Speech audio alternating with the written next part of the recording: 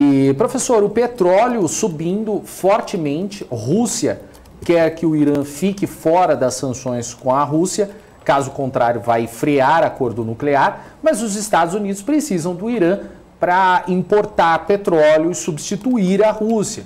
Como a guerra Rússia e Ucrânia está afetando as negociações do acordo nuclear com o Irã, e isso pode impactar mais ainda o preço do petróleo?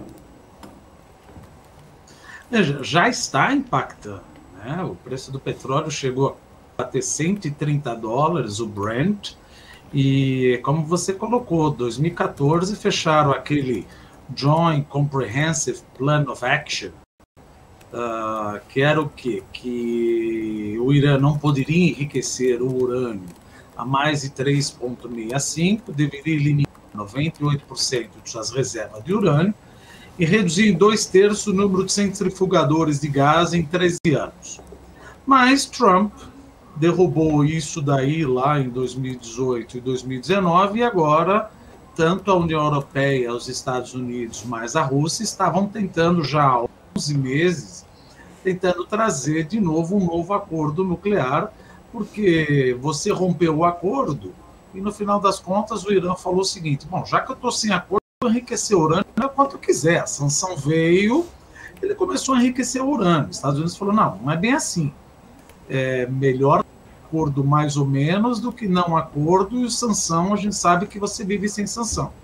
Estão na mesa há 11 meses. Estourou a guerra da Rússia com a Ucrânia, a Rússia vendo que o mundo depende de petróleo e que provavelmente mais cedo ou mais tarde vão colocar sanções, não se sabe ainda, né? Você vai colocar sanções ao petróleo russo, existe um debate no Congresso se deve ou não vetar o petróleo russo. A Rússia falou: bom, já que vocês são dependentes de petróleo, quer dizer, ela não falou, ela deve ter pensado, né? Ela falou o seguinte: eu continuo no acordo do Irã, desde que todas as sanções que são impostas pelo Ocidente nas minhas transações não sejam extravasadas pelas minhas negociações com o Irã. Aí você pensa: não, mas o Irã, negociação da Rússia com o Irã, o quê? É milho, é grão? Não é nada disso. O Irã vende urânio enriquecido para a Rússia e a Rússia vende o que eles chamam de yellow cake, que é o concentrado de urânio. Então, no final das contas, os Estados Unidos foi pego aí meio de calça curta, porque os Estados Unidos estão desesperados para que esse acordo chegue, no final das contas, a um acordo, né, a uma decisão final, porque pelo menos eles precisam importar 1 milhão, pelo menos 1 milhão a 1,5 milhão de barris dia do Irã.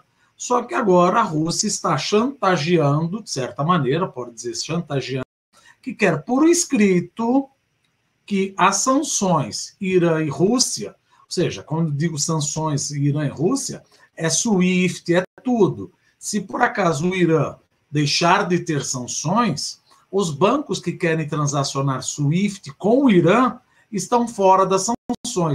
Quer dizer, os Estados Unidos falou: e agora? Também precisa tomar cuidado com uma coisa, né? Você fala: não, mas eu estou desesperado de petróleo. Sim, estou desesperado de petróleo, mas como eu disse, as negociações entre os dois países não se trata de milho. Nós não estamos falando de soja, nós não estamos falando de trigo, estamos falando de concentrado de urânio e urânio enriquecido. Quer dizer, começa a perceber que, conforme o tabuleiro geopolítico vai se formando, você começa a criar Frankensteins e depois não quer que o Frankenstein fique atrás de você, vire contra você. Então, bom, mas como é que eu vou fazer?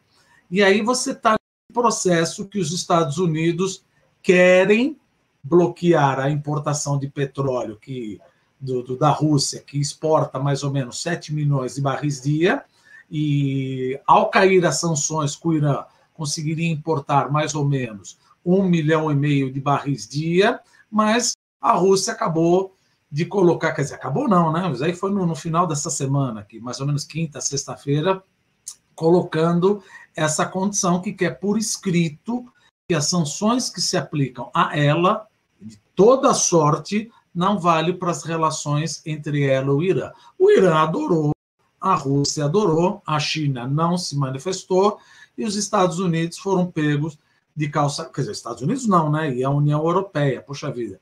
Você está numa guerra, um cara nuclear, e eu vou dar mais armamento nuclear para ele, imagina como Israel também está se sentindo no momento desse. Bom, eu preciso de petróleo, vou pegar de quem agora? Então fica uma coisa complicada. Por isso que nós estamos vendo já o preço do petróleo subindo, chegou a subir já no final de semana 9%, depois deu uma recuada, mas algumas casas de research já colocam o preço do petróleo, principalmente com esse imbróglio aí com o Irã, a $145. E isso, com o preço do petróleo subindo, o que vai acontecer? Mais preço de fertilizante, mais preço de gás natural, mais preço de grãos, inflação de alimentos, e os bancos centrais subindo a taxa de juros, e o mundo com crescimento cada vez menor.